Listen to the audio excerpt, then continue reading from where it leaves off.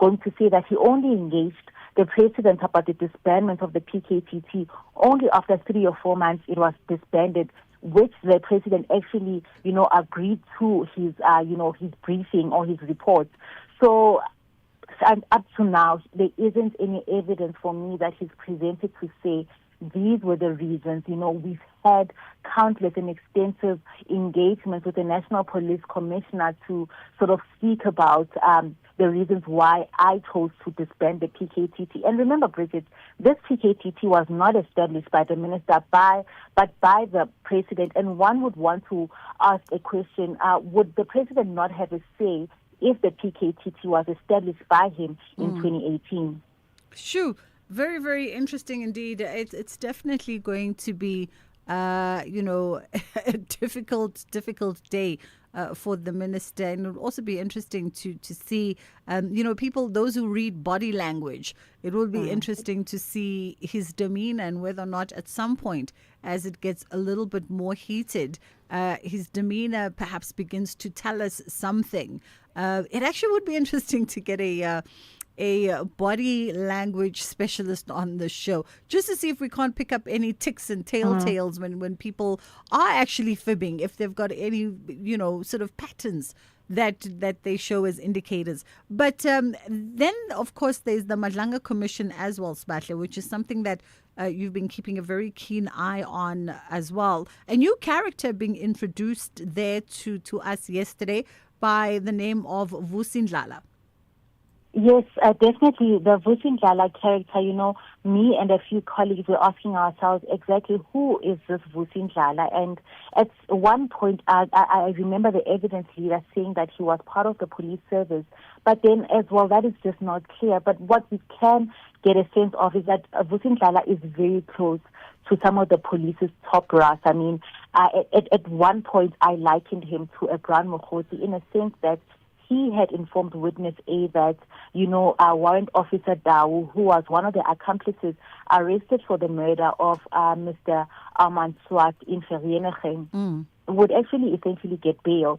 And, witness A did not take it to heart, saying that he believed they had a very strong case against Warrant Officer and his fellow accomplices. And, just the next day, Warrant Officer Dao actually got bail, and this Vusindlala had actually informed witness A that he had gotten the news from General Shibiri. So you kind of get a sense that he's very close to police people, and it was also Ndlala who had invited witness A and witness B. And witness A says that when they were invited to this white hotel or white house on the hill, the General Shibiri was also there to welcome them, and he said he believes that they were gauging them if they were actually for sale and if they could somehow interfere in investigations and the processes that have been instituted against Warrant Officer Dao, his accomplices, as well as that is KT Mulife. So we get a sense that Ndlala is very close to the police.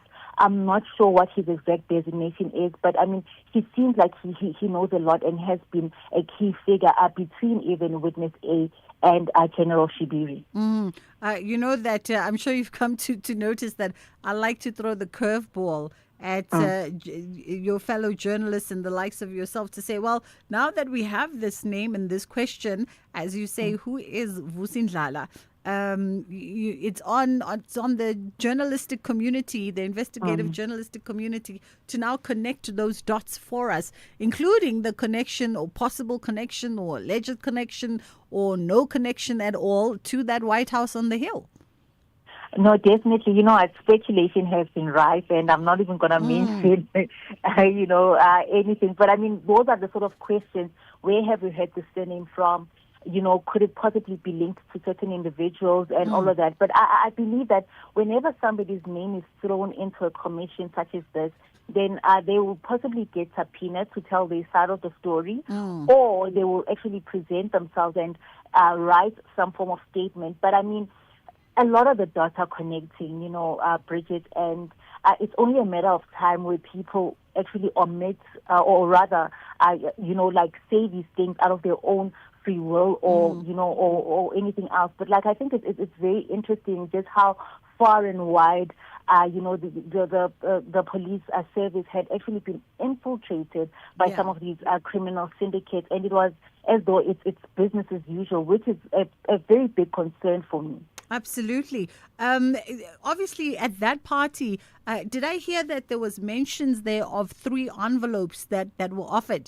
One of those envelopes, I think, offered to a magistrate, the other to the investigative team, and I forget the third individual.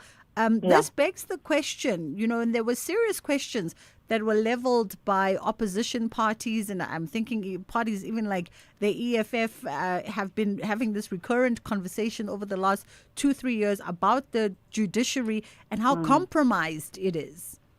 I mean, I think that's exactly what these 3 envelopes demonstrated, that the fact that one gets a sense that certain judges or even magistrates are bought and they sort of influence their decision. Even questions are, coming up to say, why did somebody like, your Daouz and Katiso Molefe actually get bail? I mean, he's been linked to various crimes and cases, and why would he be granted even a bail of 400,000?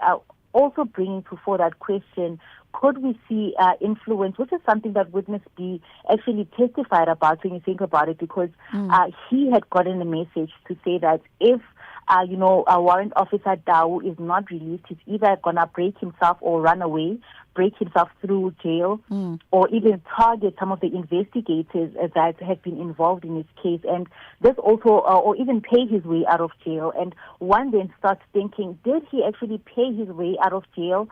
Or, was this, a process that was just and transparent and justified for him to get bail? So those are the questions that are sort of circulating. Can some of our judges, or are some of our judges actually, easily influenced by these criminal cartels? And I think, and I'm praying that the commission will be able to answer and get to the bottom of some of these questions. Absolutely. We have more questions than answers every single day with this commission, as well as the ad hoc committee. Sbahle, thank you so much for your time. As usual, that was Sbahle Mota, SABC reporter. It is 20 past 1 o'clock. We're going to take a quick pause here on the Full Circle with myself, Bridget Masinga, and then we'll come back on the other side and get into a different kind of conversation. We're looking at illicit compounded medicines in South Africa. Let's rewind 6 years, when Twitter was still Twitter, not a letter of the alphabet. TikTok was simply the sound your clock made. And Zoom just meant enlarging a picture. So it makes you wonder, what will the next 6 years bring? Hino trucks now come standard with a 6-year drivetrain warranty, covering everything from pistons to gears. So although a lot can change in 6 years, our warranty promise won't. T's and C's apply. Hino, all the way. This summer, the continent unites for the biggest football showdown in Africa. The Total Energies Africa Cup of Nations Morocco 2025 is coming to your screens, live and available on SABC TV channels, SABC Sport, SABC Plus, and across your favorite SABC radio stations. Catch all 52 thrilling matches, stand behind Bafana Bafana, and experience every goal, every cheer, and every victory from 21 December 2025 to 18 January 2026. SABC Sport brings you all the AFCON 2025 action, live and free, because it's game on everywhere. For the love of the game.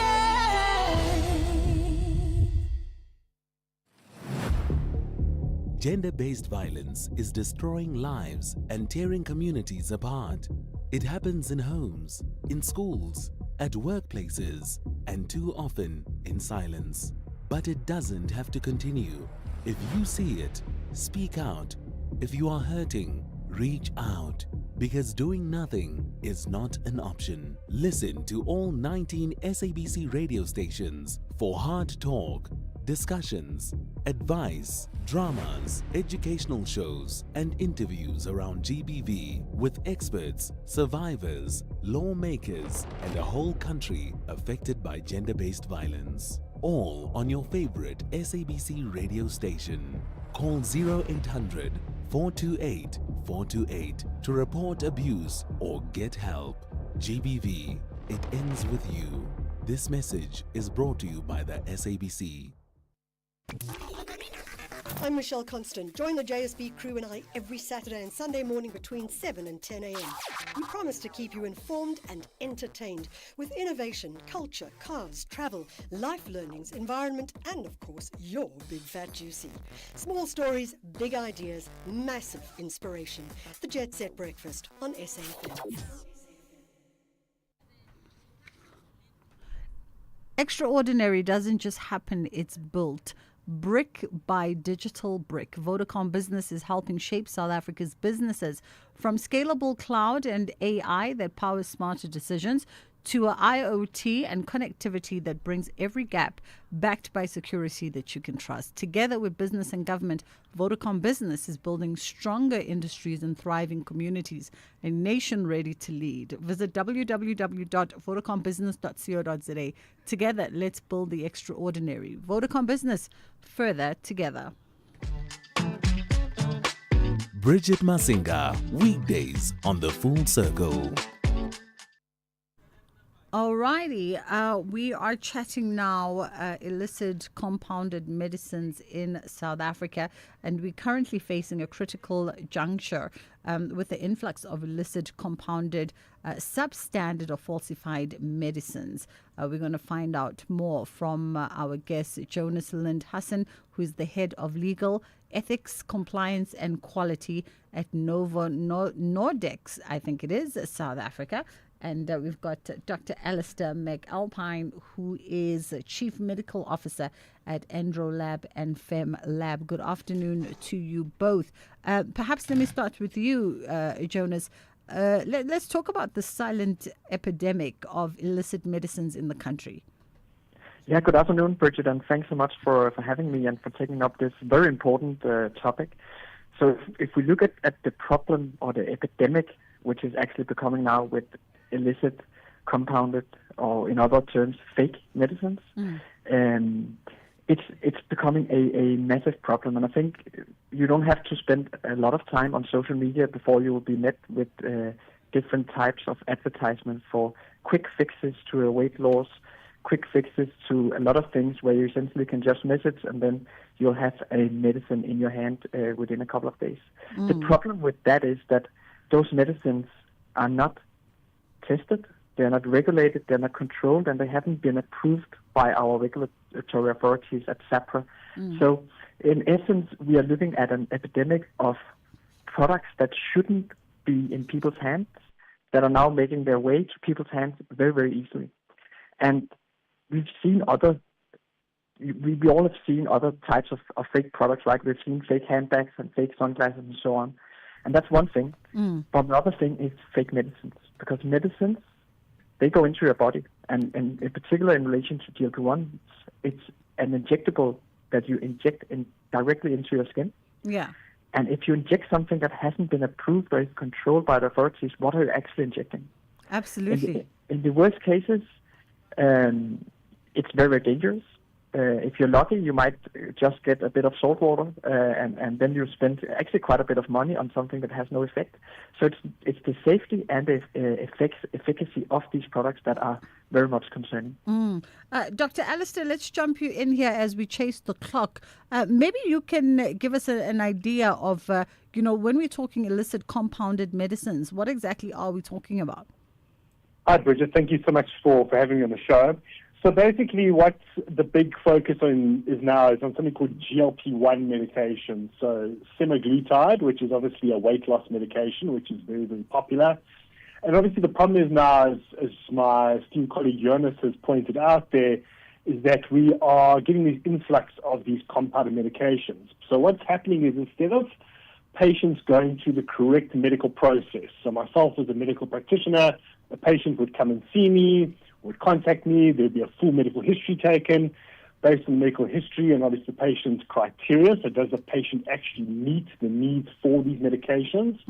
Then the patient receives a prescription, which the patient can then go and get from the pharmacy, and it's obviously dispensed by a registered pharmacist. So you know that you're getting the original medication that's obviously gone through all the necessary testing, approved by the regulatory authorities, and you know it's going to be safe.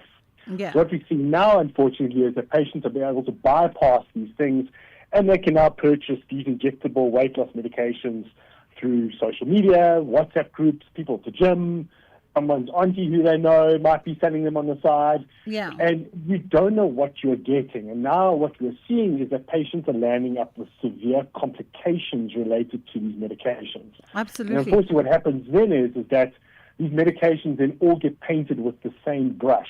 So, all GLP-1 or semaglutide medications are bad.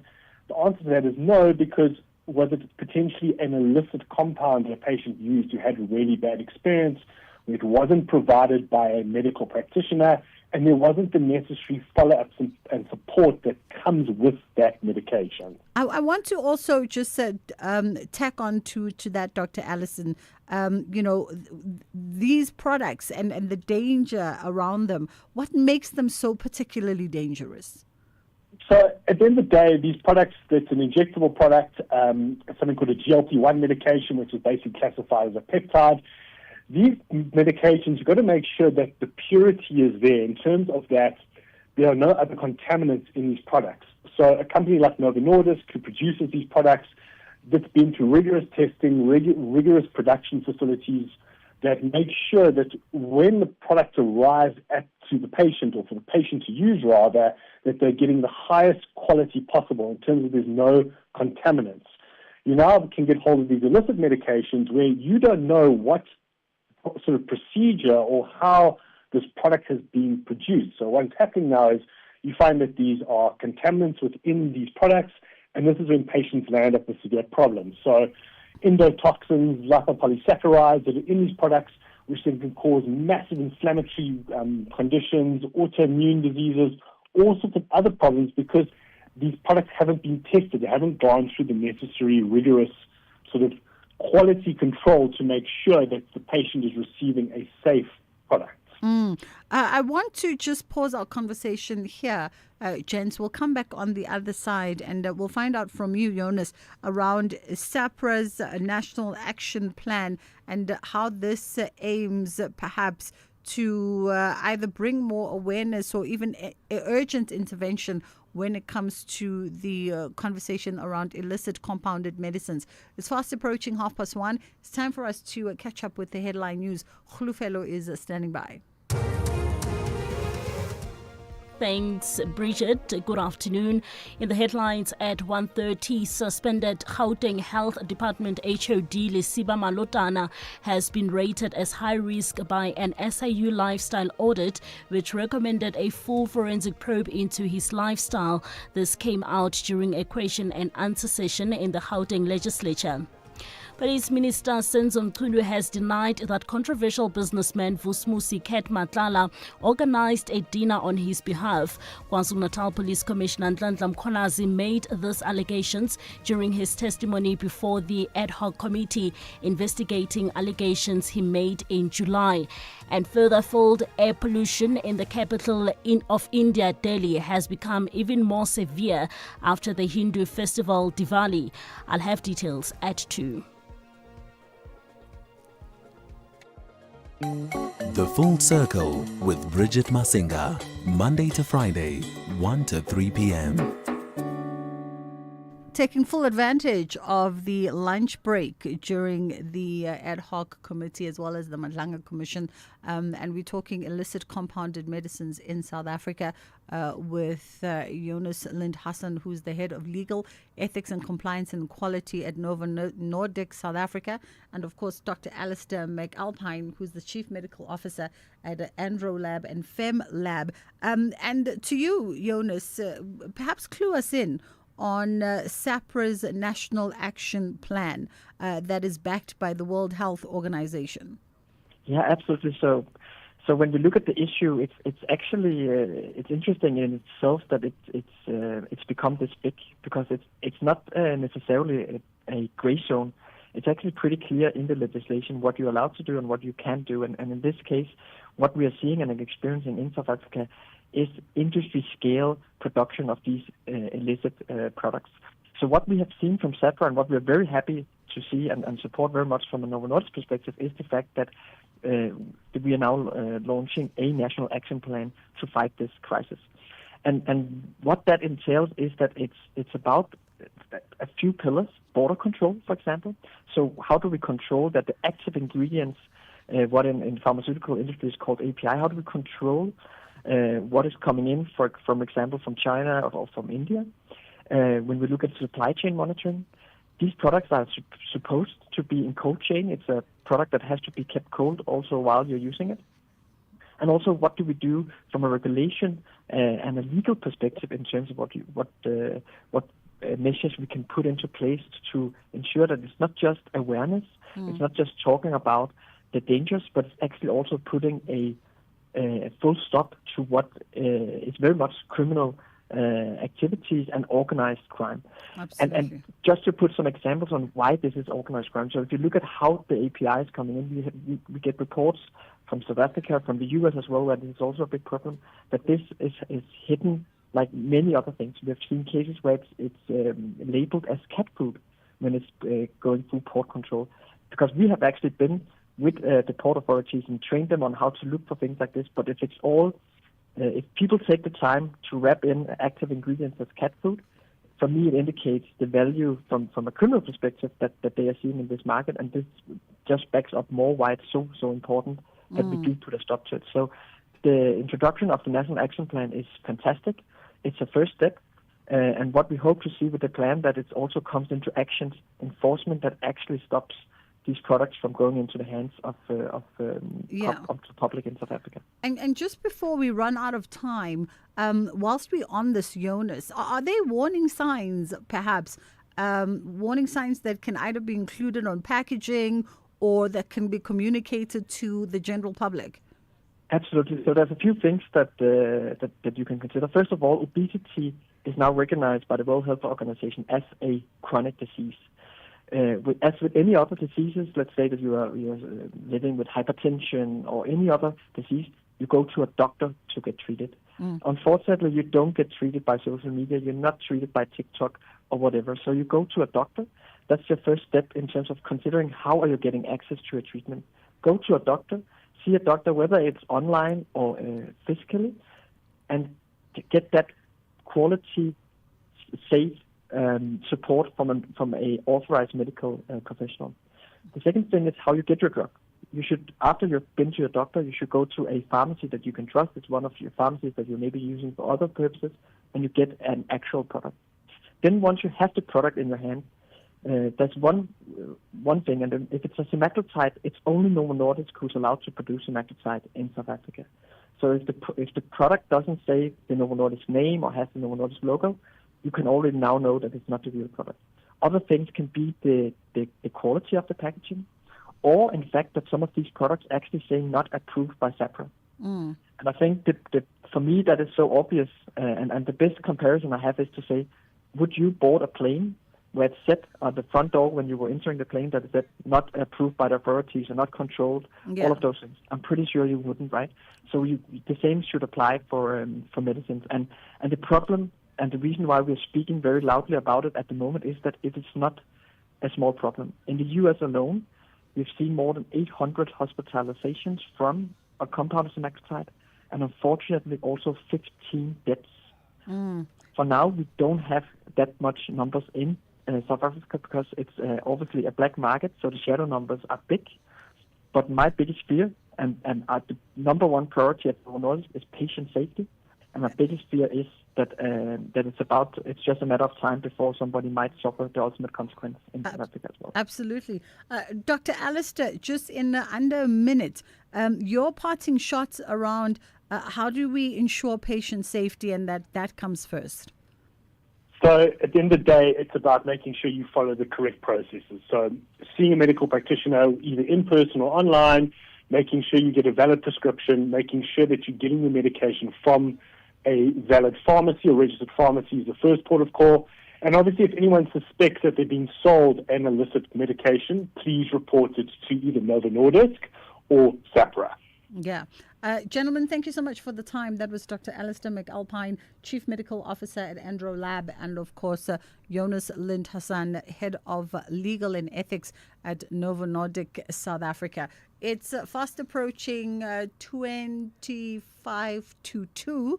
We're going to take a quick pause here, and then we come back on the other side. What are we going to get into? We're going to get into our kids programming on the other side, but first a quick pause, and then we come back. Also, we want to sneak in a conversation and look at mathematics results and how those can improve when parents take an active role in your children's learning. In fitness, as in finance, endurance is key. If you're 55 and older, you can get an interest rate of up to 10.47% with a Nedbank Electronic Optimum Plus account. Now feel the earn. Invest in under 2 minutes on the Money app and get money fit with Nedbank. See money differently. Nedbank. We're licensed FSP and registered credit provider. T's and C's apply. For more info, visit nedbank.co.za. The Blues chase a crucial win in their own backyard. Releases James, and it deflects, and it's there! Enzo Fernandez with the simplest of finishes to give Chelsea the lead. But the Black Cats want to demonstrate why they belong in the top half. Decent ball in, header down is in! Sunderland have it, and listen to the noise. It couldn't have gone any better. This is the Premier League. Witness Chelsea FC versus Sunderland FC on Saturday, 25 October at 3:30 p.m.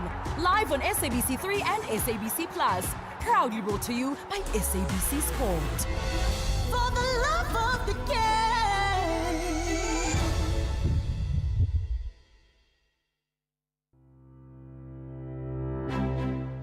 SAFM will be hosting its annual Breast Cancer Awareness Roundtable on the Full Circle with Bridget Masinga on Thursday, the 30th of October 2025 at the Indaba Hotel, Spa and Conference Center in Four Ways, Johannesburg.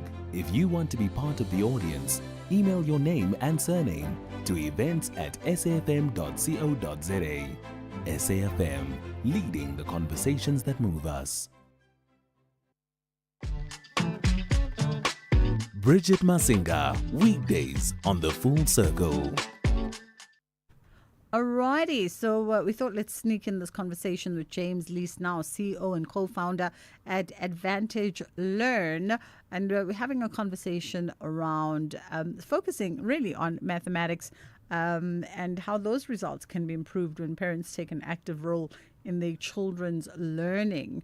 It's the last term and exams began. When did exams begin? This morning. I think they began this morning, if I'm not mistaken. I don't know which paper they started with, but I definitely think it was this morning. How are you, James?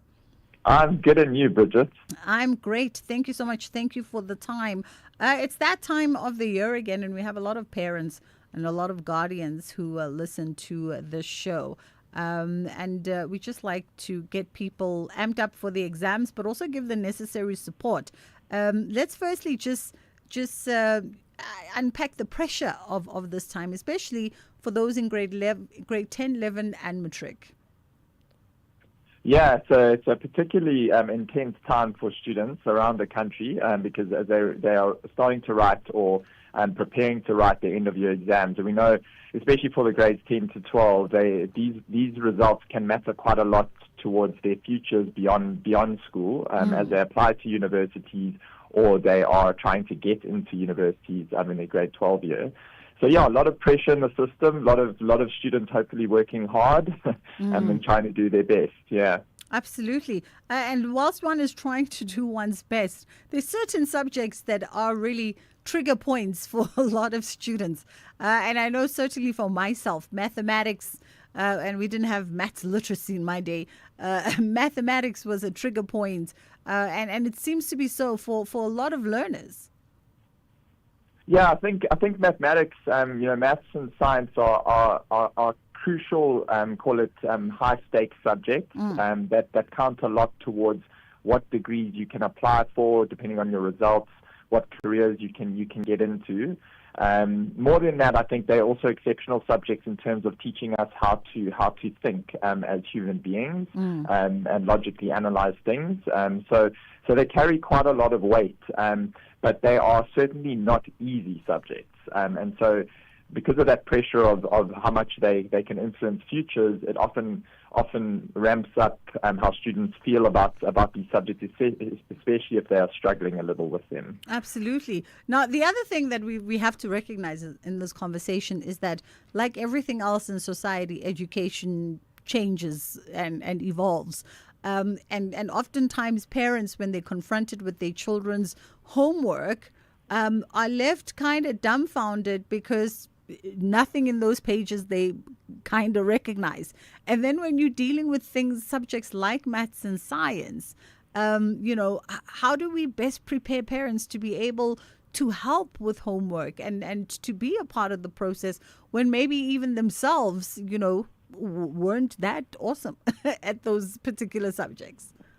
Yeah, it's a common problem, and it's a challenging one at that. You've hit a nail on the head there with it. So I mean, when we look at this, especially in our kind of world that we play in, we are really trying to ensure as an organization that no learner is left behind and that every learner has a baseline of high quality teaching. And so what you're speaking into is exactly what the problem kind of we focus on.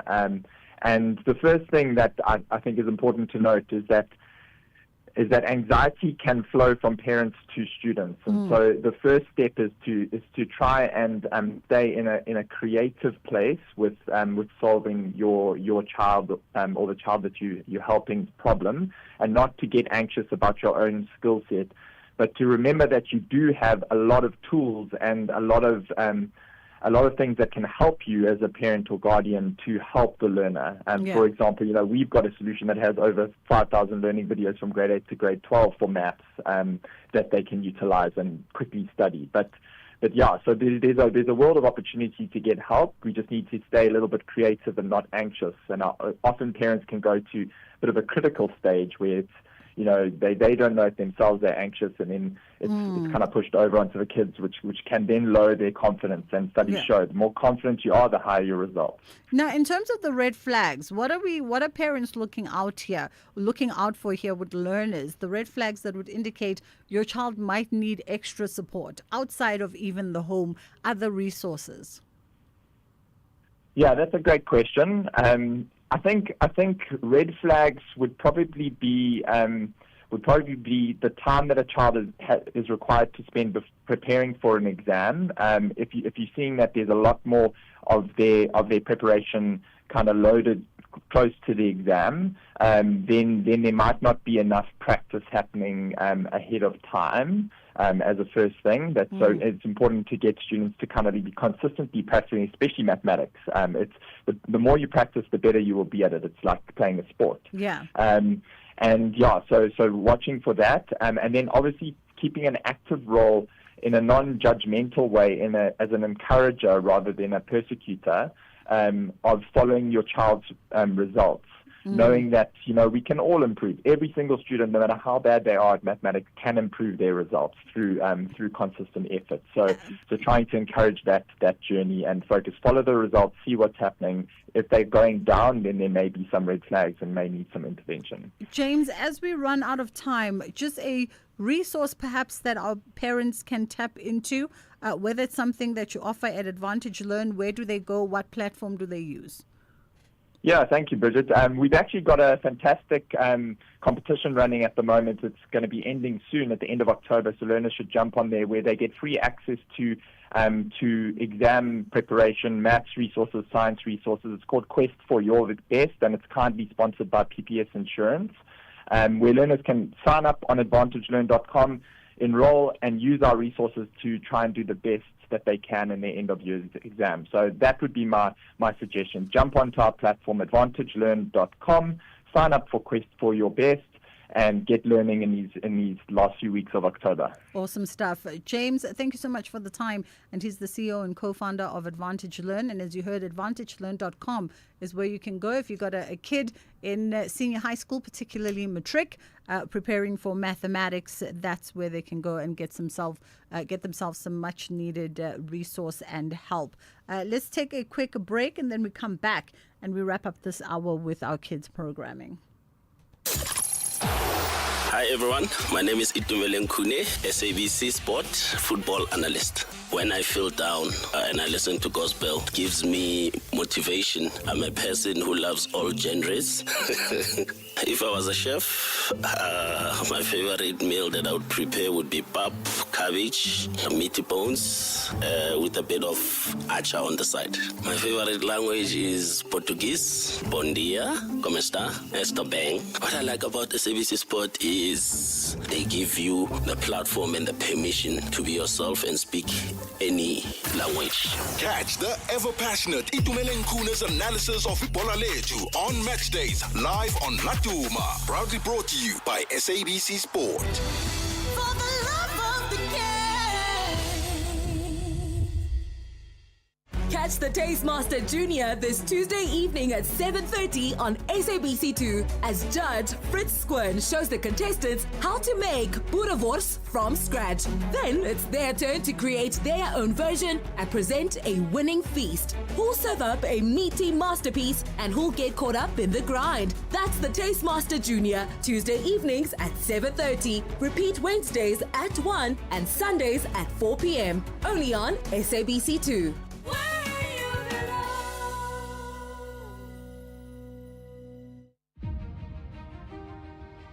Tune in to The Talking Point with Kathy Mutlatlana on Thursday, the 23rd of October 2025 for an in-depth conversation with Francesca Albanese, the UN Special Rapporteur on the occupied Palestinian territories. Francesca will be delivering the 23rd Nelson Mandela Annual Lecture on Saturday, the 25th of October at the Sandton Convention Center. Tickets are officially sold out, but 5 lucky listeners can win double tickets during the show. Tune in for your chance to be part of an important dialogue on enhancing peace and global cooperation. SAFM, leading the conversations that move us. Yo, what was that ad? Steve Ovo is a big dreamer. I'm dreaming about 160 million. Mzansi, Powerball just got bigger and the stakes are even higher with a mind-blowing 160 million rand estimated jackpot tonight, this Tuesday. All you have to do is play Powerball for an estimated 160 million rand jackpot today and you could win one of the highest recorded jackpots in the country. Buy your tickets now in store on the nationallottery.co.za, the mobile app, cell phone banking, or you can simply dial star 120 star 7529 hash for USSD. Panda Pusher Play, and players must be 18 years or older and play responsibly. Ituba is the proud operator of the National Lottery. This program is brought to you by SABC Education, enriching minds, enriching lives.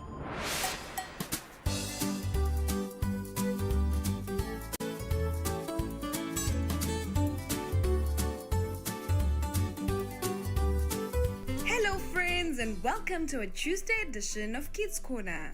Today we're talking about something that keeps everyone safe, road safety. Why do you think it's important to always wear a seatbelt when you're in the car? What should children do if the driver is going too fast or not driving safely? And why is it not safe to put your head or hands outside the car window? When you're crossing the road, what are the safe steps you should follow? Do you think following road safety rules helps save lives? Alright, let's hear from some of our friends while you share your answers with the people next to you.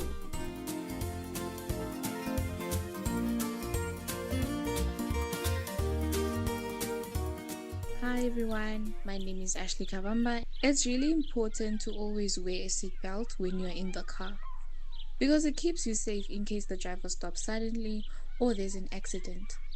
If the driver is going too fast or driving carelessly, kids should speak up or tell an adult they trust. We should also never put our hands or head outside the car window because it is very dangerous. Anything can happen on the road. When I cross the street, I make sure to stop, look both ways, and only walk when it's clear. Following road safety rules helps save lives and reminds us that being careful doesn't take long, but can make a huge difference. Hello, my name is Apelele Pembe and I am 8 years old.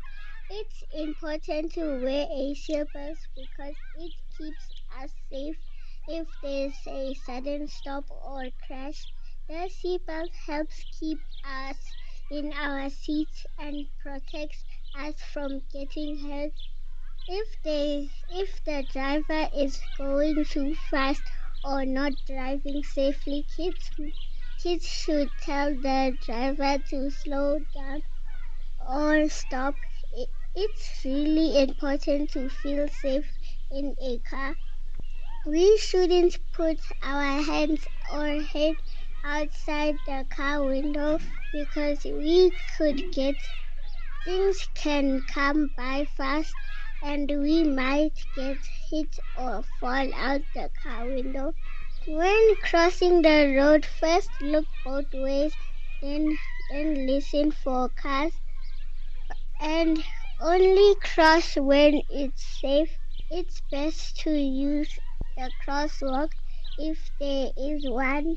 Yes, following road safety rules helps save the lives because it keeps everyone safe when we all follow the rules.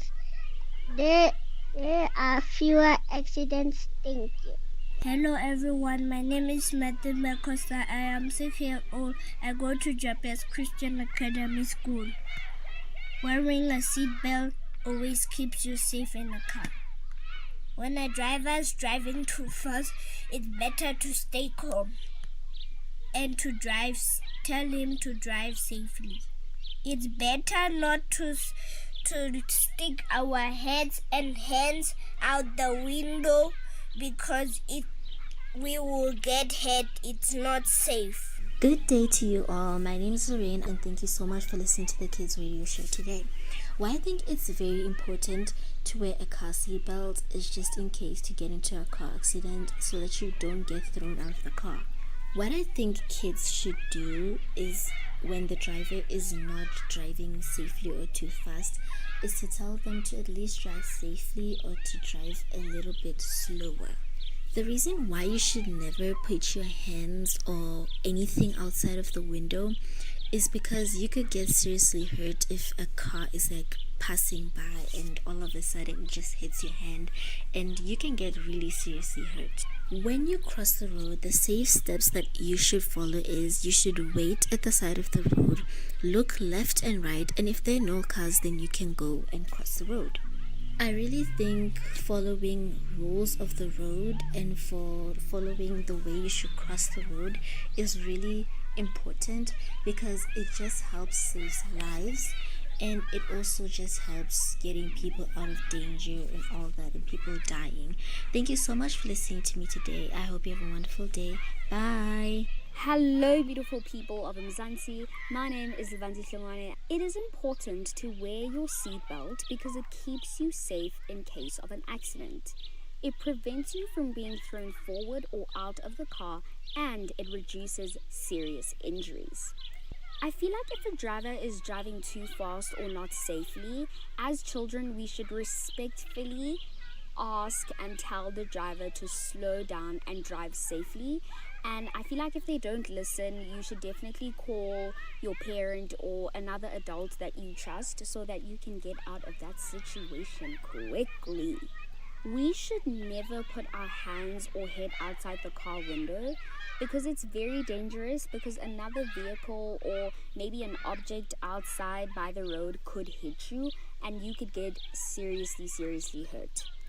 When you cross the road, these are the steps that I have followed all my life. I was taught this by my parents, my teachers, and literally every single adult that I've come across. You first stop, you look left, you look right, and then right again, and then left again. You have to make sure that the road is clear before crossing, and you also have to keep eye for a pedestrian crossing or like the zebra lines, and never run across the road. Walk carefully. And the last one is very important because for some reason when you run it just tells the driver to speed up more, and no, that's just very dangerous because you can run and then decide to stop and then boom, accident. Yes, following road safety rules helps save lives because it prevents accidents and injuries for drivers, passengers, and pedestrians. So let's be safe on the road, guys. Good day. My name and surname is Pierre Pembe. I am 11 years old. Wearing a seatbelt is really important because it keeps us safe in case of an accident. It helps prevent us from getting hurt. If the driver is driving too fast or not safely, children should speak up or ask them to slow down. If it feels really unsafe, it's best to ask to stop and get out if possible. We should never put our hands or head outside the car window because it's dangerous. You could get hurt by a passing cars, branches, or even the wind. When crossing the road, I always stop, look left and right to make sure it's safe, and then cross at the designated crossing area if possible. Yes, I think following road safety rules definitely helps save lives. They keep everyone safe by preventing accidents and teaching us how to be responsible on the road. Thank you.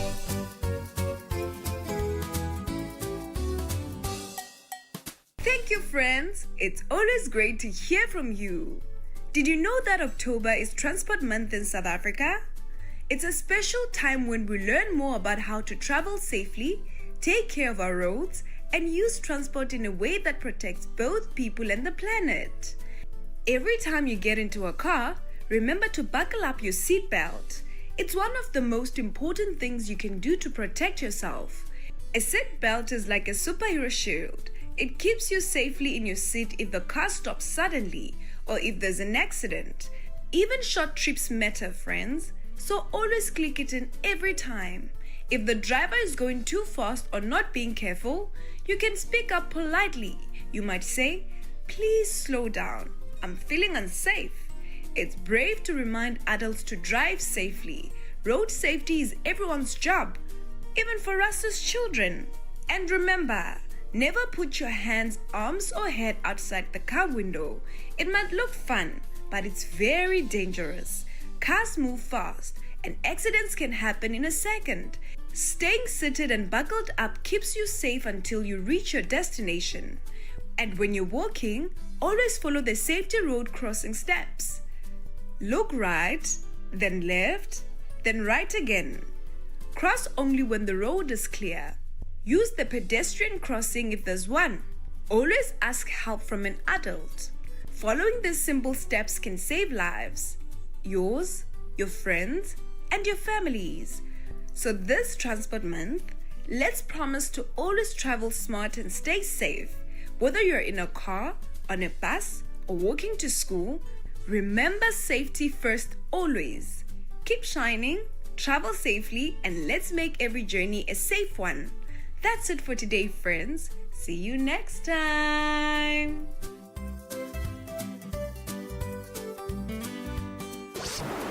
This program was brought to you by SABC Education. Enriching minds, enriching lives.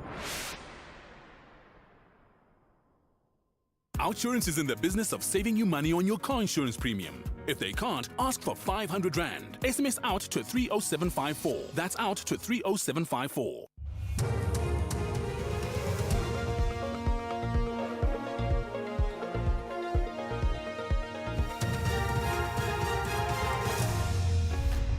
Top stories at 2. Madlanga Commission hears Molefe's influence over police generals, and Mchunu denies dinner with Matlala. Good afternoon, I'm Kolofelo, therefore. Witness A has testified how he received a phone call after a certain individual informing him that Katiso Katie Molefe owns the police generals. Witness A says he received the phone call shortly after Molefe was arrested. Molefe was arrested in December last year after he was linked to the murder of Vereeniging engineer Armand Swart. Witness A has told the Madlanga Commission that the phone call from the said individual demonstrated Molefe's influence over law enforcement agencies. Just maybe to add on that, Commissioners, there was a call that I got from a certain individual shortly after we've arrested Molefe, which then said to us, to me, that were I aware that the person that we've just arrested is the person of the generals. He put it in that way. Then I told that person to say, I did not know that. Police Minister Senzo Mchunu has denied that controversial businessman Vusmusi Ket Matlala organized a dinner on his behalf. KwaZulu-Natal Police Commissioner Nhlanhla Mkhwanazi made these allegations during his testimony before the ad hoc committee investigating allegations he made in July. These were about criminal infiltration, corruption and political interference in the justice system. Mchunu, who has been placed on special leave, has been questioned about the alleged dinner during the ANC's January 8 statement in Cape Town. Did Matlala pay for my associates or guests in the January 8 celebrations? You may want to reference that or look at it. Yes, I'm saying I've never asked, or I didn't ask anyone to organize any dinner whatsoever for me during that period. And to be specific, I never asked Brown Mkhutsi to organize any dinner for me for whatever reason. I didn't. Suspended Gauteng Health Department HOD Lesiba Malotana has been rated as high risk by an SIU lifestyle audit, which recommended a full forensic probe into his lifestyle. This came out during a question and answer session in the Gauteng legislature. The Premier's office announced Malotana's suspension last week amid an SIU investigation into tender irregularities and corruption worth over 2 billion rand at Tembisa Hospital. DAMP Jack Bloom posed questions to Premier Panyaza Lesufi. They were answered by Acting Premier and Social Development MEC Faith Mazibuko. Premier does agree that he is high risk because of the SIU investigation. The Premier indicates that he is still awaiting the final forensic report from the SIU and will study it before determining appropriate action. In responding to question number 4, if Premier is satisfied with his performance, Mr. Malotana was appointed to the position of Head of Department, Gauteng Department of Health, after he demonstrated his capability to deliver in that position. It is important to note that there are internal processes to assess performance of all public servants. In Limpopo, commercial flights at the Polokwane International Airport have been delayed or cancelled. The airport says it is awaiting approval for new regulations from the Air Traffic and Navigation Services, which helps pilots land safely in poor weather. Gateway Airports Authority CEO Mohadi Matli says ATNS has not yet concluded submitting its new flight landing guidelines for airports to the Civil Aviation Authority. Airports and airlines use landing instruments to make sure that they're safe and secure landing in the airports. When you have those instruments, you need procedures which are written by ATNS and maintained by ATNS. So the situation right now is that our procedures actually expired in August 2024, and there's an ongoing process where the ATNS, which is Air Traffic Navigation Services, is submitting those procedures to our Civil Aviation Authority for approval. And finally, further field air pollution in the Indian capital Delhi has become even more severe after the Hindu festival Diwali. This despite a court order instructing people to use fireworks that cause less smoke when celebrating. The BBC's Anparasan Ethirajan reports. Residents of Delhi and its suburbs let off firecrackers late into Monday night. The result, the mega city woke up to a toxic haze with air quality ranging from poor to severe. It makes Delhi currently the most polluted major city in the world. Environmental groups have questioned how much different the newer firecrackers are. The Delhi region, where about 30 million people live, struggles with thick smog every winter as cold air traps emissions from industries, vehicles and illegal farm fires in neighboring states. The top story at 2, Witness A has told the Matlanga Commission how he received a phone call from a certain individual informing him that Katiso Katie Molefe owns the police generals. Witness A says he received the phone call shortly after Molefe was arrested. Headlines at 2:30 for SAFM News. I'm Kulofelo Tefo. Outsurance will go out of their way to try and save you money on your car insurance. If they can't, ask for 500 Rand. SMS out to 30754. That's out to 30754. You could spend 10 minutes on social media or get a 10-minute quote from Outsurance that could save you thousands on your car insurance. For his 2024 GWMP series, 54-year-old Amos now pays only 1,004 Rand a month. And for his 2024 Toyota Urban Cruiser, 55-year-old Andre pays just 776 Rand a month. Ready to get more out of your car insurance? SMS out to 30754. That's out to 30754. Outsurance, licensed insurer and FSP. TCs and information online. Gender-based violence is destroying lives and tearing communities apart. It happens in homes, in schools, at workplaces, and too often in silence. But it doesn't have to continue. If you see it, speak out. If you are hurting, reach out. Because doing nothing is not an option. Listen to all 19 SABC radio stations for hard talk, discussions, advice, dramas, educational shows, and interviews around GBV with experts, survivors, lawmakers, and a whole country affected by gender-based violence. All on your favorite SABC radio station. Call 0800 428 428 to report abuse or get help. GBV, it ends with you. This message is brought to you by the SABC. If you think you cannot afford a lawyer, think again. Clientele Legal has made professional legal services affordable. You receive up to 745,000 Rand worth of legal services per year. Our range of plans include cover for you, your spouse, children, and extended family.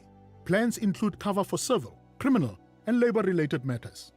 Whether it's protection orders, gender-based violence, uncontested divorce, or poor service, your Clientele Legal lawyer will be there to assist you. Our services are convenient. Simply pick up the phone and call your lawyer or send us an email and we'll get back to you. All plans include a bail benefit of up to 5,000 Rand and we'll go to the police station and pay it for you. Plus, Clientele Legal offers you 24-hour telephonic legal advice. SMS SAFM to 32195. That's SAFM to 32195. Clientele General is an authorized FSP and licensed non-life insurer. T's and C's online. Standard rates apply. Channel your inner feel-good on Expresso this October, from big global moments like the G20 summit to how it all plays out right here at home.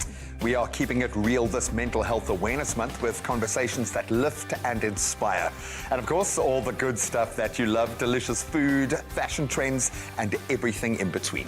Wake up with the Feel Good Breakfast Show, Expresso, weekdays 6 to 9 a.m. on S3.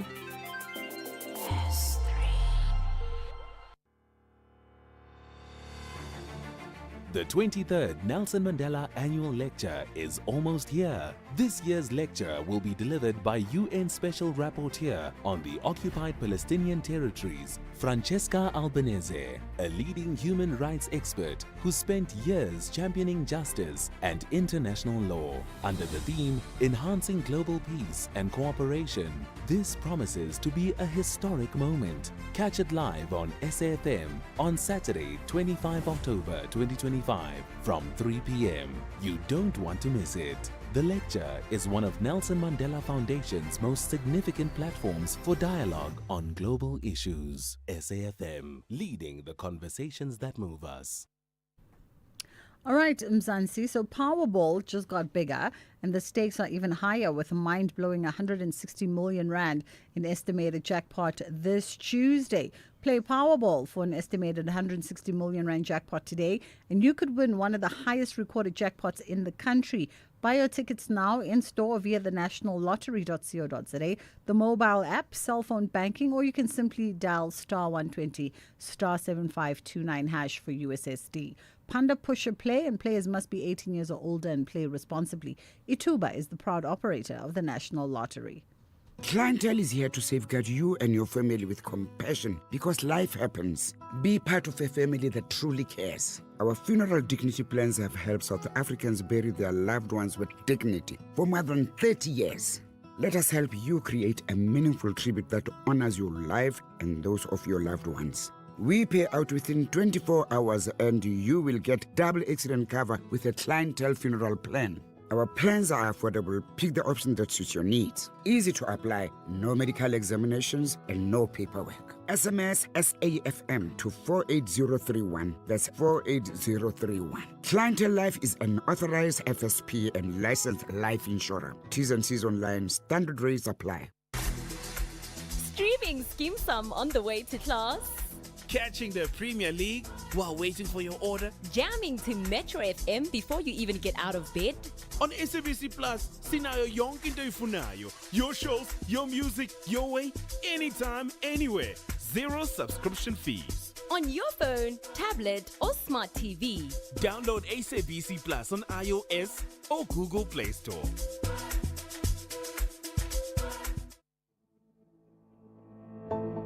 Extraordinary is built on innovation, and Vodacom Business is leading the way.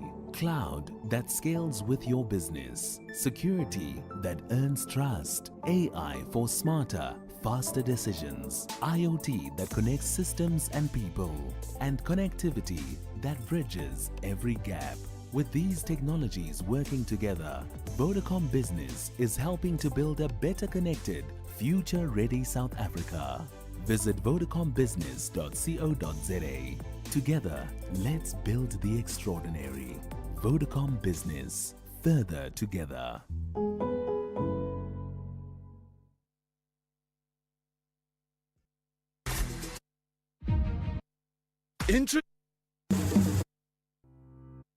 You could spend. It all starts with FNB Private, with secure, easy payments for a Alrighty, apologies for that, to having a slight technical glitch on our end as we try to take our ad spots so that you have uninterrupted audio coming through in real time from that parliamentary ad hoc committee that is back from its break. Just trying to reboot our system so that we can get back to programming and then jump straight back to Cape Town. Let's pick up from where we left off, and then we'll go into that parliamentary ad hoc committee. Gordon Ramsay is back, and your favorite kitchen disasters are still somehow in business. New season, same confused chefs, terrifying walk-ins, and enough grease to fry your Wi-Fi. Watch as Gordon tries to fix the unfixable with nothing but sheer rage, British sarcasm, and an iron stomach. Kitchen Nightmares Season 8, Wednesdays at 6 p.m. on S3. Come for the food, stay for the emotional damage.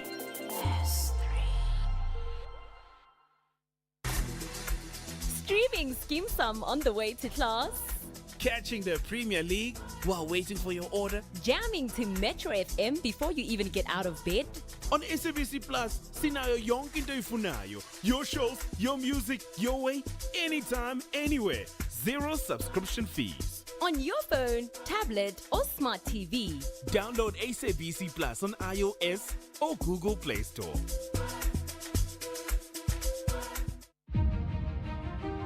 Tune in to The Talking Point with KG Mwekezi on Thursday, the 23rd of October 2025 for an in-depth conversation with Francesca Albanese, the UN Special Rapporteur on the occupied Palestinian territories. Francesca will be delivering the 23rd Nelson Mandela Annual Lecture on Saturday, the 25th of October at the Sandton Convention Center. Tickets are officially sold out, but 5 lucky listeners can win double tickets during the show.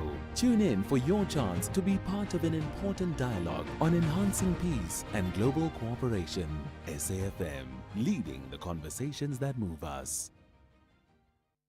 On outside of Patricia, outside of the House, who raised grave things, and I even categorize those things as of an HR nature within the National Political Task Team, but also of a nature that I felt would be regarded as of disrepute to police general, if not defeating the ends of justice.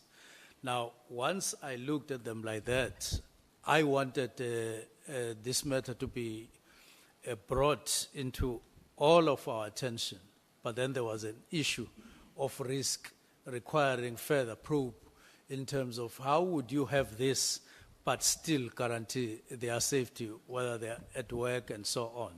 So it was not just a question of reading an email, balancing it with any other, and then writing. There were other matters that I have already indicated. Okay, Minister, let's go to page 9, paragraph 18, where you say, my orientation was extensive and ended only this year. So you are saying that in a context, your extension, it's on paragraph 18, page 9.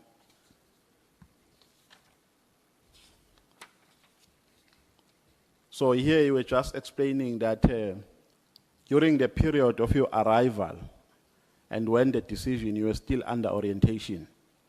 And your orientation was extensive, it only ended this year. Yes. Now this year is 2025. Yes. Is that what you meant? Yes, I did indicate that. Should we put it on record that you took a decision to disband while you were still under orientation? Not necessarily. And the reason is, I said my orientation got or extended to discussions, extended to decisions. I do indicate that in my main submission, because it did. What I mean is, even on the third round of discussions on the same issue, scaled down to smaller units or areas at work, where you would have started, for instance, discussing support services, which is a big branch. You would, in your second round, take one of the issues that fall within, like the structure, for instance, the organizational structure. You separate it, you discuss it until you take a resolution, which we did. We took a resolution during that period. So by the time we reviewed the structure, it wouldn't have been called orientation in the normal sense of the word, because we had understood that the structure of this organization is like this. Now, we took another round to match it with the imperatives of the 7th administration. And to say, if you are structured like this, would you be able to meet the imperatives? And that is what we did. And then we looked also at the budget and so on. So, yes, it was loosely spoken about. It was the period, broadly speaking, of orientation, but not necessarily that we were in the mode of orientation in the normal sense of the word. We were discussing and taking decisions.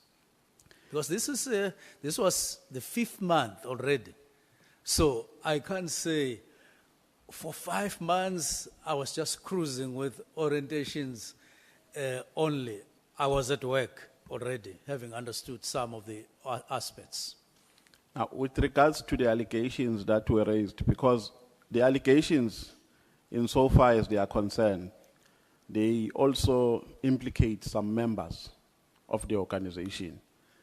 The Facebook post, for instance, of Ms. Mashale, they even speak about an illegal abuse of monies in the secrets account. And they even mention names that they allege to be involved. Did you give those individuals an opportunity to explain, to say, gentlemen, come here are the allegations against you. How do you respond to them? Now, the letter was written on the 31st. These allegations had been going on for some time, and we did talk about them internally, personally with the National Commissioner. And we did talk about Patricia Mashale, to be specific. And he did say, tell me what his take is. And I took it for what he was saying, that she always writes, she always complains, and they have a particular regard of on her and so on. So I didn't go on beyond the National Commission to specific people. It was only in January, around the 7th of January, when many allegations of the sale of property that emerged to the public, that I started saying, now, these matters that are emerging now can't just be left without an investigation, a proper investigation. That is when I went to the IGI to say, I've become aware of these allegations about alleged improper procurement of buildings and so on, including this name and that name. So let's do this. Go and investigate because that's your terrain. And that's exactly what I did. Yeah, but the fact of the matter, Minister, and considering the explanation that you have given here, you took a decision without affording them an opportunity, either through appointing a forensic investigator or an internal investigation or conducting your own assessment. But it never happened. The decision was not necessarily against those people that you see on Patricia Mashale's allegations, not at all. Until even when I took the decision that would affect some of them, I went to the IGI to say, investigate this and run with it. That's how it actually happened. So it's not like the decision of 31 December affected the people that you are talking about and that are spoken about in Patricia Mashale's letter or allegations, so to speak. Now, when you are responding to Honorable Ngola, I think he was asking you about the constitutionality of your decision. Yes. And you said you acted within Section 207, subsection 2. Yes. Which gives you an authority to give a directive. Among others, yes. Amongst others, yes. Now, there's a difference between making a decision and giving a directive. Do you agree on that? There is I would say, it's part and parcel. You can take a decision to issue a directive. In that way, they are connected. They're not necessarily independent of each other. In this instance, I took a decision to issue a particular directive or particular directives, 3 of them. Yes. And having an authority to give a directive is not open-ended. It must be done within the constitutional order. Definitely, it must be done with due regard to other sections of the Constitution, like policing policy, like the needs of a province, like all of those other injunctions of the Constitution. Yes. So it doesn't mean that by virtue of having that right, you can do it anyhow. There is a process that you must adhere to in terms of the Constitution. Well, not per se process, but other provisions. For instance, you must also pay due regard to the powers of the National Commissioner. You have to do that. Exactly. Because the Constitution doesn't prescribe the content of your directives, merely says directives. Yeah, the Constitution doesn't prescribe the content, but the Act gives a full meaning of a responsibility of the National Commissioner. Yes. And everything must be done within the legal framework. So it can't be directives. You can't say, Commissioner, wake up, sleep, go out, come in. It must be within the order of the Constitution. That is my point. Yes, it covers both the Minister and the Chair, Section 24. Yes, you're right. Section 11, subsection 2D of the SAPS Act provides that the National Commissioner has powers to organize and reorganize the service into various components, units, or groups. I've just taken only that part because it is relevant to what I'm going to ask you. Yes. Is a task team part of a police service? A task team part of police service? Yes. A task team is a part of policing practices. I would put it in my own words like that, so that I'm sure I understand. Yes. I have my own interpretation, but I'm sure we're saying the same thing. Yeah. When you disband the task team, you are reorganizing the police service. That is my understanding. You reorganize the police service, you consider priorities and needs that are prevalent at that time of your decision. Is that correct? When I do what? I'm saying when you disband the task team under normal circumstances, you disband it because you are prioritizing needs and priorities that are prevalent at that time. Do you agree with me? Partly minding that there are task teams that would have been established by a district commissioner or a provincial commissioner or a national commissioner using powers of that they have. But in the form of the National Political Killings Task Team, it came into existence via an intervention of the president and directed to the IMC, and then it came into being. And if you did so, it's not entirely like an internal, like for instance, the task team of 2016 to 18. That one had nothing to do with any intervention from anywhere else. Those ones were internal. Even 2014 to 16, that task team was internal. But this one had a difference. So what you are narrating, yes, but it applies to ordinary task teams that would have been established, not this particular one, because this one came as a result of an intervention. But this task team, Minister, was established in accordance with the needs of KZN. Yes. Because political killings were prevalent in KZN, were rife in KZN. Yes, but remember that those matters got elevated to the country as a whole, to the level of the country. Yeah, but remember, we must not lose context. At the time when the decision was taken, there was a death of a comrade in KZN. Yes. And the president attended a funeral in KZN. Yes. And then he made a commitment that he's going to intervene.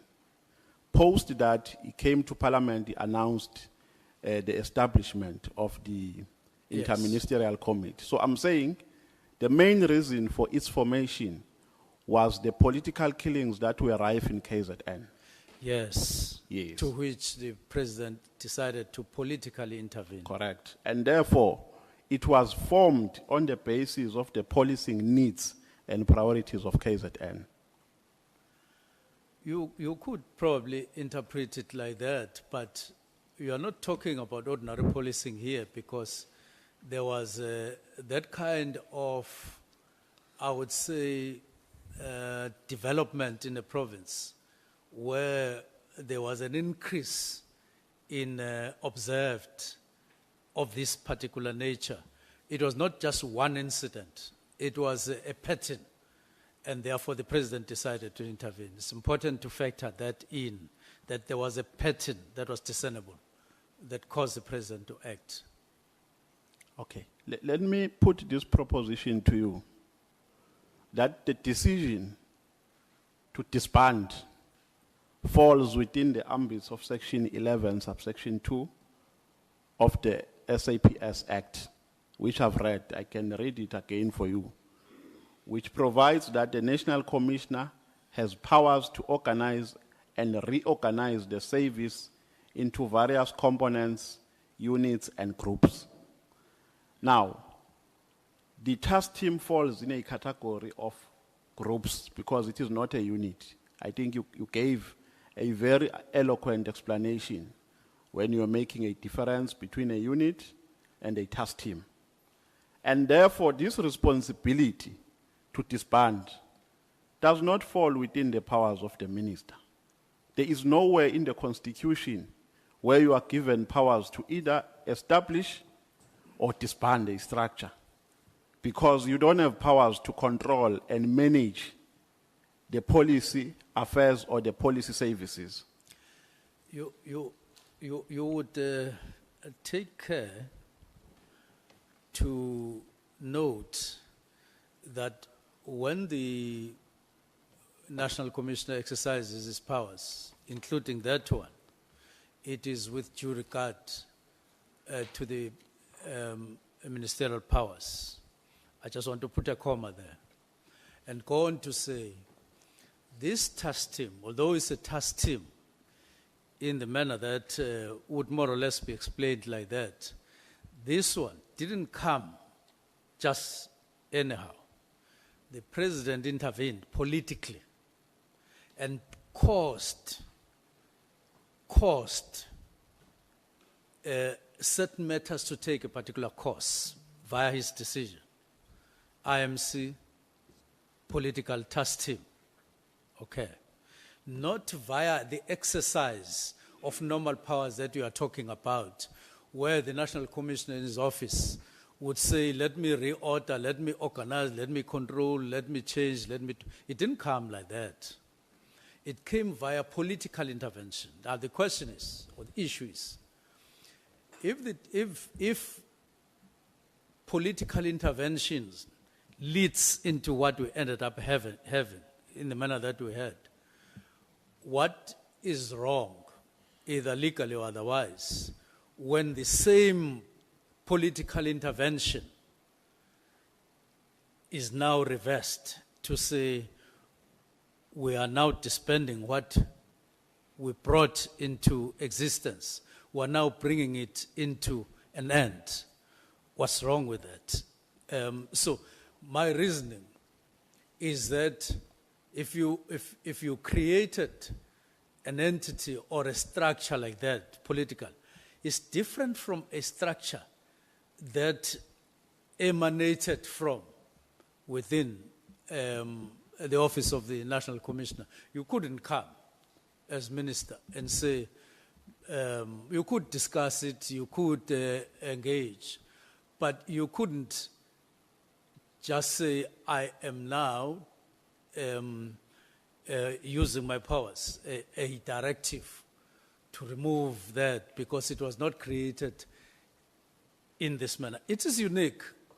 The political intervention unit is unique. Yes, it's a political task team, but I'm not sure whether it was envisaged in the Constitution there would be circumstances like those. It is in that venture that I say I was convinced that I'm perfectly within the Constitution and within the legislative framework, because even those powers that you are talking about that the National Commissioner exercises have due regard with the other powers that the minister has. Hence, at some point, me saying, this is, at the end, if you look at it, you extricate yourself from the current issues that we are dealing with. The relationship between the minister, the executive authority, and the managerial authority is two sides of the same coin. Yeah, but there's a difference, Minister, and I'm about to conclude this aspect because seemingly we're not agreeing. There is a difference between giving a directive and taking a decision on behalf of a person who has the authority to manage and control. Giving a directive doesn't mean that you can do or you can encroach powers of a person who has a statutory responsibility to manage and control. There's a difference between the two. A directive can say, make these considerations, I've made these observations, Since you have a power to control and manage, make these considerations and take a decision. But to go to an extent of signing, of writing a letter and take a decision on behalf of the National Commissioner, while he's not even there, he's on leave. To sign, I think, according to me, was extreme. You went to the extreme by signing a letter that disbands. It was going to be understandable if maybe you called the National Commissioner or you wrote a letter to him advising him that there are these concerns that you have as a minister. He must attend to them, or even advise that maybe we must consider disbanding this structure because of these reasons. But so you gave you gave yourself powers you don't have by signing a letter that communicates a disbandment. I take it that the honourable member is not suggesting that I acted outside the Constitution, which I'm arguing I didn't. I acted within, and I'm also of the view that you're not necessarily saying I acted without my legislative powers, which I would deny and I'm denying. And then go on to say the National Commissioner, as from the 3rd, with evidence, acted accordingly. A letter was issued from his office. Presentation was, an outline of how this thing would happen, the disbandment, what way it would follow, what pattern it would follow was written on the 22nd. And then we went to March. At the 5th, at the portfolio committee, an outline was made. And then on the 6th, the same thing happened. So that pattern of events would make you see that there was understanding. And there was no feeling that I was outside the Constitution. That only arose at a later stage when there was talk of a commission and all of that. And I know why. And I did indicate that there was only one official, honorable member, that took exception to the dissolution. It was General Mkhwana's, right from the beginning on the 2nd. Only him. Not any other provincial commissioner, not the national commissioner, not anyone else. It was him. It is him who come with words like, was this fight back? Is the minister clean? He also proceeded to say something to the effect that to suggest that the commissioner, national commissioner, is busy coordinating meetings with people who are against the directives in his conversation with Chief of Staff. Now, it was all from him and so on. So that's why I'm saying not exactly, because we had an understanding. After all, there was nothing stopping the National Commissioner from writing me a letter to say, Minister, it happens all the time. I think that your directive, let's discuss your directive. I think that there's this and that in a corner or in writing. It would have happened. It would have happened. There was nothing preventing anything like that. In a similar way like I had written the letter myself. So that's how I put the things, and that's how they are. Okay. On page 18, paragraph 41 of your statement, you are saying that a recommendation of the work study was that the PKTT be under the murder and robbery unit. Now the question is, how many task teams at this time? Did you make a research of how many task teams were in existence? How many task teams? Were in existence when this recommendation was made? Yes, there were quite a number of them, but which were in one form or the other. But the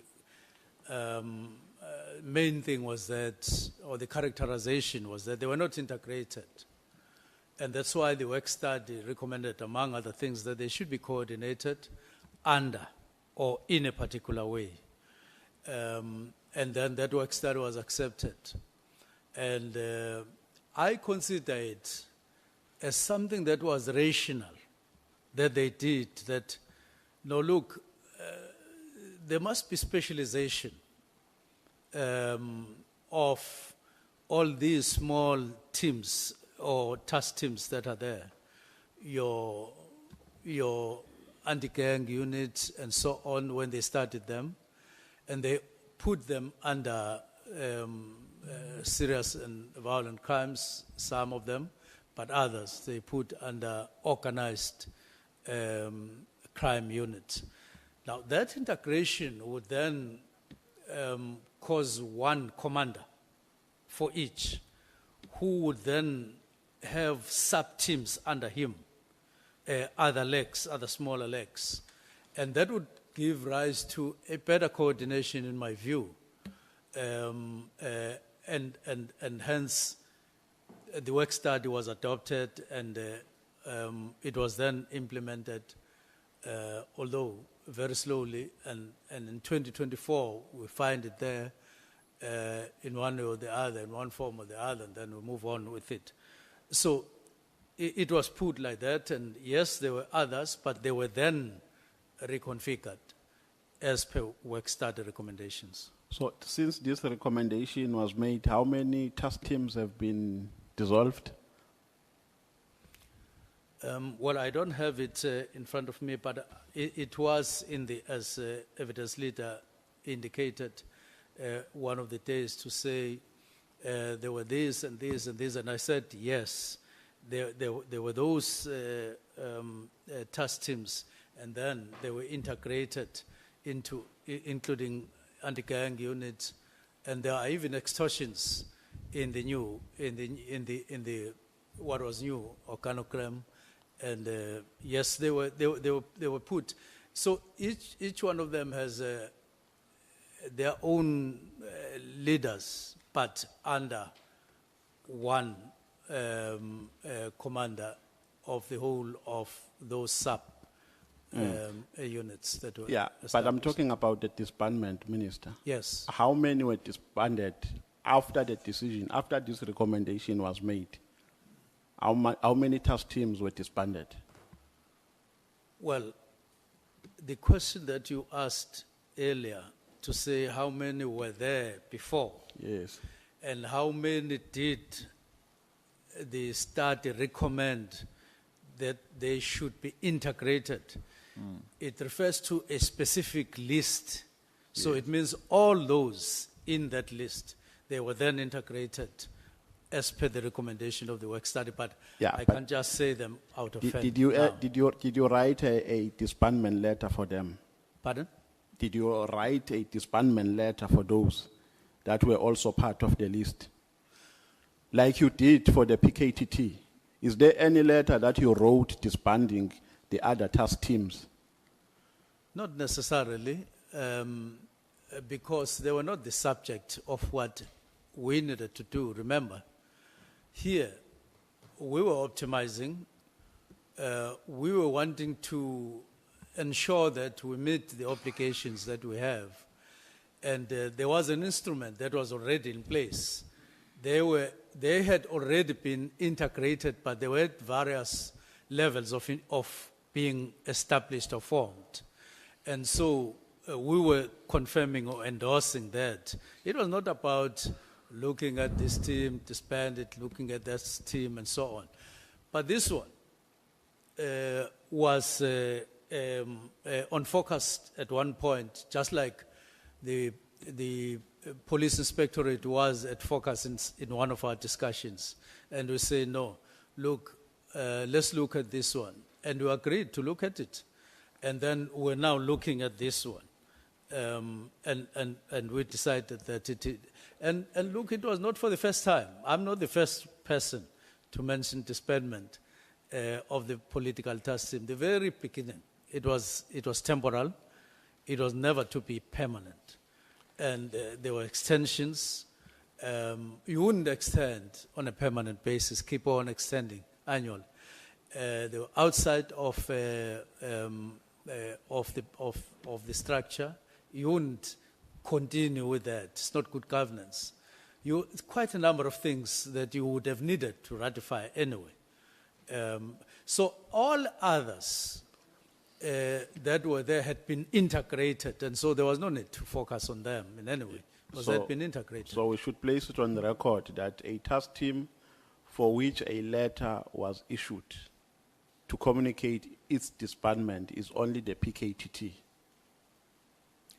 Not necessarily, because I'm explaining that others had already been integrated. Yes. Those that were recommended by the work study. Yeah. And there were still, some of them were still in the process. But in terms of the letter, it was the National Political Task Team that had to be disbanded, and they have stated reasons that wouldn't apply to others because they were no longer there. On page 25, paragraph 54, you say Mkwanazi misleads and manipulates the minds of South Africans to believe that the PKTT, or the NPKTT as you refer to it, fell under his province. So you are saying this was a national team.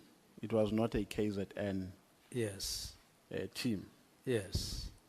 But don't you think he has an understanding that he has powers to preside over it because it falls within the area of his jurisdiction? Yes, in terms of the large part of its work. He has a role to play in the sense that he provides the platform on which the National Political Task Team is based. He is provincial commissioner in KZN, and the National Political Task Team was established to focus primarily. Yes. So he definitely had a role to play. Yes, because Section 12 of the SAPS Acts provide that a provincial commissioner shall have command and control over the service under his or her jurisdiction in the province. Perfectly so. That is what the Act provides. Perfectly so. But the National Political Killing Task Team, when it got established, there was a particular person who was its commander, and others below them. Did you ever had a meeting with Meriti Haas, a physical meeting? No. You've never had a meeting with her? No. Now, General Mkwanazi is your, I'm looking for the correct word. Should I refer to him as your subordinate or your junior? Not necessarily. That's not the term. Maybe speaking strictly the language of government, you can use that. You can use that word. But remember, he is actually under the National Commissioner, not directly under me. Yeah, but he is your subordinate. That is the term that I can use at this moment. Now, he requests for a meeting with you. He writes to your WhatsApp, a request for a meeting with you, General Sbia, and Brown Mokhotsi. And the response that we have given to this committee is that you decided not to entertain that meeting because you never understood its structure. Is that the answer that we have given? Now, look. Or you never understood its constitutionality? I first invited us to look at the content of that WhatsApp. It had him and the family that he said was getting affected. He also spoke about internal issues. And the third factor was that he went on to include people I had no understanding of in terms of why they would be called in the meeting. Now, I looked at that and I decided that the meeting would take a different form. And apart from that, I did say that there were other issues that got in shortly after, that had taken place before he wrote the letter and after he wrote the letter. Now, the form that I thought it needed to take is the one that I implemented it, where I called a meeting between the National Commissioner and the Deputy National Commissioner because of what I thought was really, really becoming problematic. Let me just indicate what those things entail. At one point, I had a discussion with the National Commissioner, person to person. And I said to National Commissioner, one, I heard that you are understood to have raised your concern with the special advisor that myself as minister, I sat with General Libya of the Hawks and the special advisor discussing who would take over after National Commissioner. And I said to the National Commissioner, not on earth, such a meeting never took place where the three of us met and discussed you. It never happened. And again, I expressed confidence in working with him. That was the third element that we discussed there. But in another meeting where National Commissioner was with the head of crime intelligence, one of the reports they gave me was that they were investigating Deputy National Commissioner of Detectives, that is General Sibia, and that they were at an advanced stage. And I said to National Commissioner and head of crime intelligence, if General Sibia has done anything unlawful, go on with the investigation. You have my support. You have my support. And I repeat, you have my support. That's what I said. Because they were just taking me into confidence. So in that particular context, this matter of an impression that got created of a special relationship of sorts between me and Spear, I don't know where it came from. Now, when then General Mkhonazi wrote me a letter, I was on the other hand getting concerned about what was happening between the National Commissioner and the Deputy National Commissioner, and said, maybe even before I call it a bigger group, let me call these two, because they are heart and soul of SAPS at the higher level. Then thereafter, it was Sibia and General Mkhonazi. And then I invited the National Commissioner because I wanted him to be present to understand what was being discussed. That's why, among other things, I was quite surprised when General Mkhonazi said this was a meeting between a police officer and a criminal or something, because he had included Spear in his own meeting, the same Spear that I called. So I was left wondering how now and so on. But I did entertain that WhatsApp, but in a different form. And I was thinking after that meeting that maybe Spear seems to be a common denominator here. I would need to call a meeting between him and General Khumalo as well, because the air between them was actually not. So once you have dealt with that, then you can see other matters. So it wasn't a straightforward letter that said, Minister, please can we meet to discuss a National Political Killings Task Team, as it were. Okay, second last question. I'm running out of time. When was the work study signed? The work study that made a recommendation that there must be a unit, there must be a murder and robbery unit. When was it signed? I'm asking because there is somewhere in your statement where you say it was signed by General Stolle, and later you say it was signed by General Masemula on the 5th of June 2025. So when was it exactly signed? Yeah, General Masemula signed a new one arising from our reconfiguration of the organizational structure, which we started last year, And we concluded that, it was concluded earlier this year, and he signed it. But there had been another one for another term earlier, by Sithole earlier in 2019.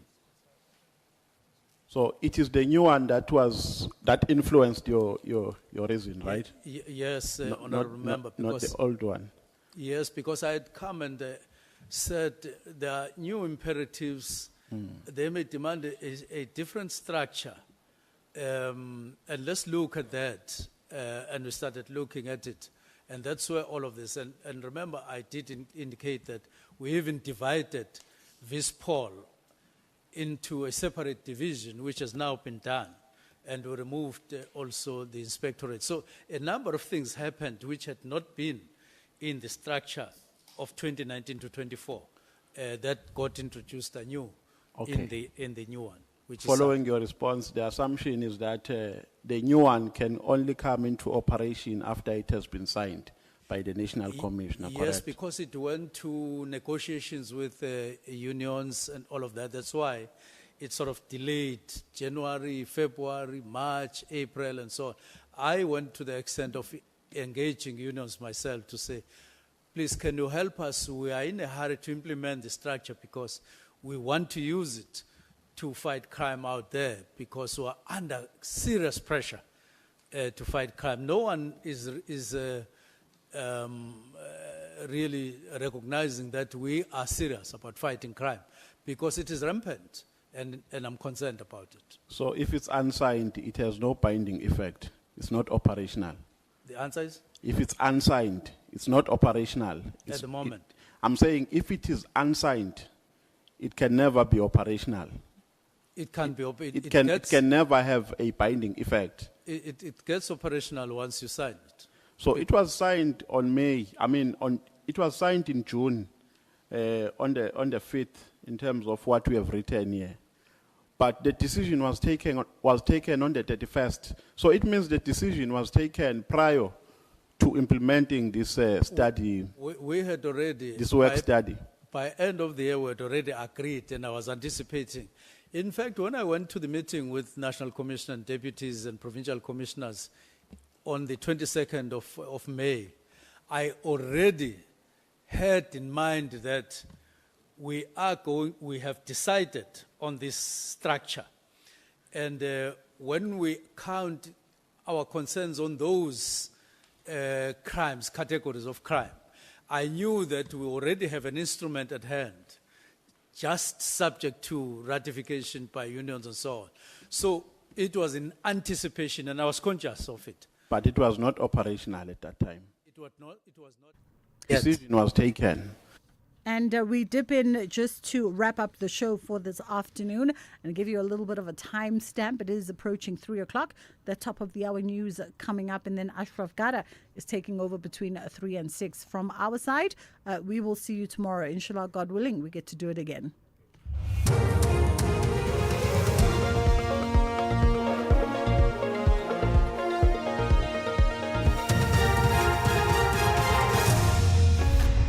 Top stories at 3. Market Theatre Board fired and Matlanga Commission hears Molefe's influence over police generals. Good afternoon, I'm Kulufelo, therefore. Arts and Culture Minister Gayton McKenzie has fired the board of the Market Theatre.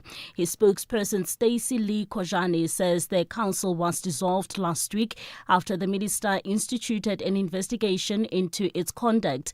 McKenzie reportedly found numerous instances of great concern, including the resignation of the Market Theatre CEO.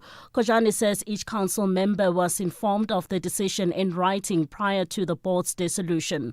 Refilwe Megwa reports. In a written response to questions by SABC News, the Arts and Culture Department says at least 3 board members voted for the dissolution of the council, which they deemed as highly unusual, while a 4th member allegedly suggested that the board be reconstituted with some members removed. A decision was then taken to reconstitute the council. Two alleged suspects have been killed during a shootout with police at Laplands Hostel, south of Durban, in KwaZulu-Natal.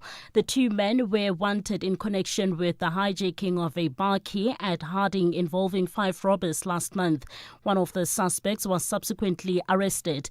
KZN Police spokesperson Paul Magwaza says the search for the other robbers led to a room at the hostel. Information on one of the suspects' whereabouts was received, and it indicated that the suspect was hiding in Cleveland's hostel at Umlas. An operation was planned, and on Monday night, 20 October 2025, members proceeded to Cleveland's hostel. Upon their arrival, police officers knocked at the door and announced themselves. The occupants' response was firing shots towards the police officers. A gun battle ensued, and 2 suspects were fatally wounded in the process. Police found 2 unlicensed firearms as well as 6 rounds of ammunition. Police Minister Senzo Mchunu says the correct name of the task team is the National Political Killings Task Team and was not established for a particular province. He says there was no existence of the Political Killings Task Team in the 7th administration.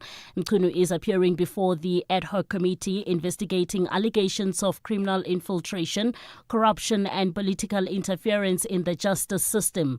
Mchunu